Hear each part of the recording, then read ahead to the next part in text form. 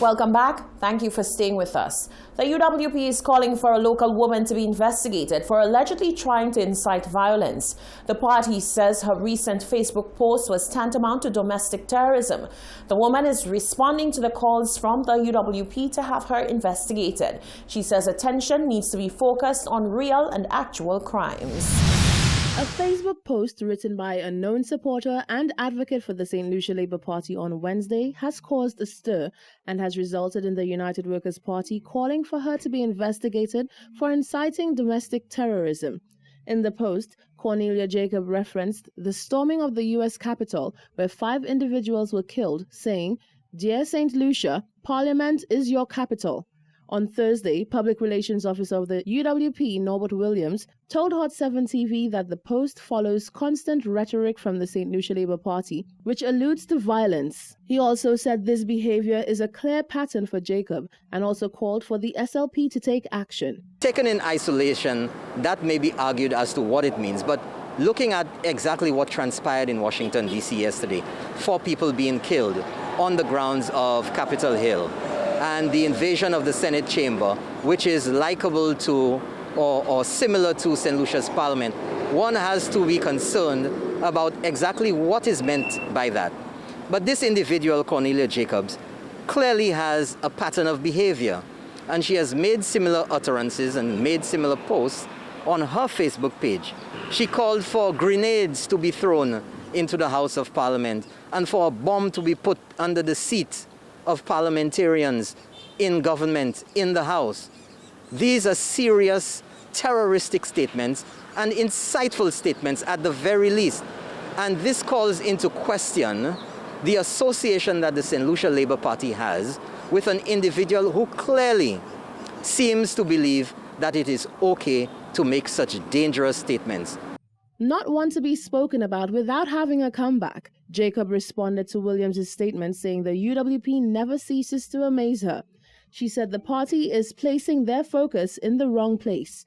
You mean to tell me, among all of the issues we have in this country, politically and otherwise, the United Workers' Party will take time to issue a press release demanding or asking, requesting, seeking that the police investigate me for inciting terrorism?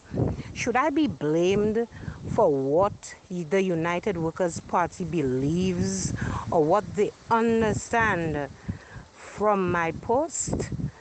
So now I no longer have the freedom to post what I want while UWP operatives and hacks can do as they please.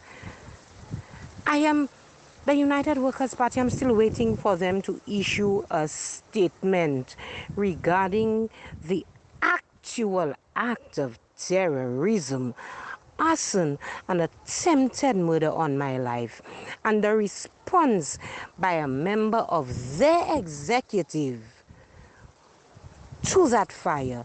Clearing the air on her post, Jacob said whilst she is not asking for lives to be lost, St. Lucians need to stand up and speak out against the injustices taking place in St. Lucian governance, just like the Americans did. Meanwhile, Dennery South candidate for the St. Lucia Labour Party, Alfred Prosper, has chimed in amidst the drama with a Facebook post which read, quote, "No need to storm the Capitol or Parliament. Let's storm the ballot boxes and polling stations instead." End quote. Reporting for Hot 7 News, I am Rochelle Gonzalez. Accountant Richard Peterkin is issuing words of caution to St. Lucians to be judicious with their spending and finances in this new year. He says as the impact of COVID-19 continues to be felt, careful spending is a must. The new year has commenced. However, the woes and struggles that marred 2020 due to the COVID-19 pandemic have not disappeared. Local accountant Richard Peterkin says people must remember that the only thing that is certain at this point is uncertainty. He says for some time, many may have to live on a tight budget like they did in 2020. We need to be as careful and as cautious as possible. Those of us that are lucky enough to still have some savings or a job, or can work at home, not everybody can, have to be careful as to how we spend our money, make sure it's on priorities only, our health, food and education if we can get to it. He believes that many people may have to resort to extending the moratoriums with their respective banks. So you really need to talk to your bank to find out what is available, how long, and whether you can still apply. The banks have said they would extend it beyond last September, but on application only. And so it means that you basically have to go in and say, look, here's my situation, I still can't pay. And I think the banks have been good on it in that respect. But at the end of the day, they have to charge their interest, they have to make their profits. So it's not as if they're going to write off interest and principal for any period of time. But it's fortunate because that's one of the biggest factors that has allowed people's cash flow to be sufficient to at least meet the priorities in daily life. While he is urging many to be frugal, Peter Keane urged those who have the means to help each other to do so, as the effects of COVID-19 are far-reaching. For the rest of us that are a little more fortunate, I would ask that we reach out and try to help those people who are not able to help themselves as perhaps we can. He says for the next few months, a lot more adapting will have to be done as the pandemic continues to take its course. Reporting for Hot 7 News, I am Genevieve Gonzalez. Outgoing U.S. President Donald Trump failed to make a power move that St. Lucian politicians have perfected. That is according to veteran journalist Earl Bousquet, who is laughing off President Trump's White House shenanigans. Rochelle Gonzalez has more. Veteran journalist Earl Bousquet said for once, outgoing U.S. President Donald Trump has surprised him, but not in the same way that the infamous president has surprised the rest of the world. Rather, Bousquet said, he is surprised at how miserably Trump has failed at attempting to pull a power move, one that St. Lucian politicians have done for decades and have perfected. Bousquet said the reason why the president's childlike behavior did not surprise him was because he had already made his intentions clear long before the November 3rd election date, and so the news was nothing new to him. What the journalist said was also nothing new to him was the power move that Trump attempted and failed to execute successfully. In St. Lucia, in 1964, a lot of people think the United Workers' Party won its first election in 1964. No. In 1964, the Labour Party won about its fifth consecutive election since adult suffrage in 1951. But after the Labour Party received the most votes and the most seats, after the declaration, the parties that contested against the Labour Party, the National Labour Movement and the People's Progressive Party, and the two Bousquet brothers, Allen and JMD, who contested as independent Labour, overnight they got together and they created an alliance called the United Workers' Party and was able to let the administrator know we have the majority of the number of seats that won, and therefore the UWP was created after the election, and it entered the government having politically cheated the Labour Party out of its victory.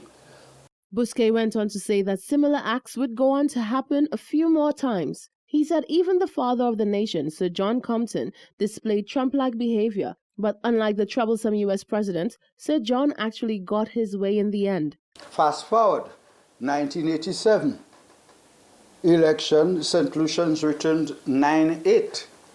Sir John Compton insisted that was too close. It was too close for comfort for him to be ruling if 9-8 where any one of his members can cross the floor and give the other side. So he said no. He rejected the decision of the electorate and called another election in 21 days. And the electorate returned the same 9-8. And he said, no, I'm not going to have that.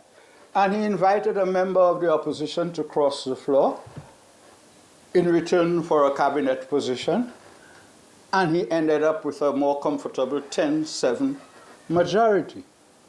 Bousquet said this is not designated to St. Lucia only, as similar acts have taken place all over the Caribbean, including Jamaica. We go to Jamaica in 1962. 10 colonies formed the West Indies Federation. Jamaica decides to pull out. And Dr. Eric Williams famously recalled back then that 1 out of 10 leaves 0. And the Federation broke up because one had pulled out. So what Trump did is nothing new. He failed.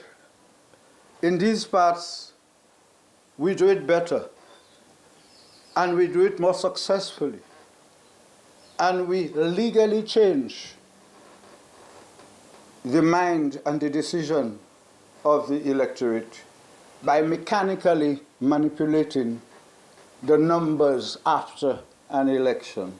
Bousquet said all eyes will surely be on Prime Minister Alan Chastanet as the upcoming general elections will surely be a historic one for the books. Reporting for Hot 7 News, I am Rochelle Gonzalez. Meanwhile, social and political commentator Richard Pitakin says St. Lucia stands to learn some valuable lessons from the fiasco that has unfolded in the U.S. Genevieve Gonzague reports. For the past 3 days, the world has been glued to the events transpiring in Washington, D.C. Trump supporters stormed the Capitol in a riot that left 5 people dead, including a U.S. Capitol police officer. The Justice Department does not rule out charging Trump. Some reports suggest he is considering self-pardon. Many came out in strong condemnation of the riot. Accountant and social and political commentator Richard Pitakin says although the situation in the USA could never exactly happen that way in St. Lucia, there are some important takeaways for Fair Helen. We need to take a hard look at our political systems, which have not changed ever since we inherited the Westminster model from the UK, and decide whether, in fact, we are in need of change to make sure that our electoral processes are fair and transparent, and that it allows for as much representation of the people as we can possibly get. And we'll only accomplish that if we implement and enact constitutional change, which we had an opportunity to do, and we failed. And so it's too late for this year and these elections, but I hope that both parties are committed to meaningful constitutional change that would allow them to in essence, put in the kind of processes which may change our system and change our electoral processes, so we'll never have to go through what, for example, they went through in the United States. He says, in an era where people are heavily influenced by social media without verifying the authenticity and accuracy of what they post and share, issues like what is being seen in America will surely arise. There is a danger these days of people being either deliberately or inadvertently influenced to do things that are not in the best interest of themselves or the country as a whole, because of stuff that they read on the internet or they are told by politicians like Trump. And the internet is full of conspiracy theories. And when I look at the people and heard some of those people talking on TV, individuals that were there, they're not all crazy people. They're not all white supremacists. A lot of them were honest people who thought that this was nothing wrong. There was this lady who was crying because she had got mace in her eyes, and they asked her why was she there? And she said, we're storming the Capitol. He says there needs to be a fair balance to ensure that issues like what is being seen in the United States do not spark in the Caribbean. That, he says, will be done only if there is adequate education. Reporting for Hot 7 News, I am Genevieve Gonzalez. And actions taken by Facebook and Twitter against the U.S. president following the storming of the Capitol on Wednesday has been backed by the journalist Earl Bousquet. He says while he is not surprised by the actions which led to the banning of Trump from social media platforms, he expected that something of this magnitude would have happened much sooner. Nisha Charles reports. The U.S. Capitol siege by Donald Trump supporters on Wednesday has set off a range of actions from big tech companies, including temporarily freezing his social media accounts. Prior to the siege that left 4 people dead, the biggest action that tech companies like Facebook and Twitter took to moderate Trump was to add fact-checking lines on some of his claims regarding topics like mail-in ballot fraud. Following the riots, however, social media platforms have taken more serious steps towards temporarily quieting Trump. On Wednesday, Trump called on supporters to rally on Capitol Hill and pressure their elected officials to reject the results of the Electoral College. Bousquet says the only surprise during Trump's stint in office was that he waited until the end of his presidency to perform such an act. According to Bousquet, Trump had made it absolutely clear during his 2016 campaign that he would stop at nothing to remain at the White House for a second term. On the first dinner after his 2016 victory, he launched his 2020 campaign. And on the night when he was impeached last year, he ran a meme with Trump winning every subsequent presidential election for the rest of this century. When it came to the elections got close, he made it absolutely clear that he would not give any undertaking that he would concede losing if he lost, because long before one vote was cast, he said that the only way he could lose is through fraud. Twitter initially banned Trump for 12 hours, while Facebook banned him for an initial 24 hours. Facebook would later reveal that it was freezing his accounts indefinitely, or for at least the next 2 weeks until the peaceful transfer of power is complete. What we've just described there was not done to the President of the United States. It was done to Donald Trump after the Congress voted to confirm Joe Biden as the next president. So they chose when Trump had nothing to stand on. And you must understand how hard he was hit there, because Trump had 90 million followers on Twitter. The press went to sleep, waking up tomorrow, sure to get something from the Donald. Depriving him of access to Twitter and Facebook after dog whistling his people to go and do what they did at the Capitol was seen as something strange, but it is not strange in the world, the mega world of mega media. YouTube has removed a video of Trump disputing the 2020 presidential election results, and on Thursday announced that it would give channels a strike if its videos violated the social media platform's policies. Following the first strike, a channel will be banned from posting for a week. A second strike within 90 days will result in a 2-week ban. The third and final strike, if done within 90 days, will result in a permanent ban. For the Hot 7 News, Nisha Charles reporting. You're watching the Hot 7 TV Nightly News. Stay with us. There's more coming up after the break.